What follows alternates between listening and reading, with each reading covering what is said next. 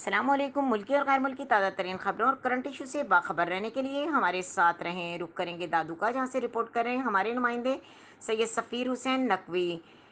Sindh smart ملا organization کی کارکنان اور ملا برادری کے لوگوں کی جانب سے سردار ایوب ملا پر قبضہ مافیا کی جانب سے کیے گئے قاتلانہ حملے اور ان پر جھوٹے مقدمے کے خلاف ہاتھوں میں بینرز اور پلے کارڈز اٹھائے کمیونٹی سینٹر سے نیشنل پریس کلب تک احتجاجی ریلی نکالی گئی اور دھرنا دیا گیا۔ دھرنے کے باعث ٹریفک جام ہو گئی۔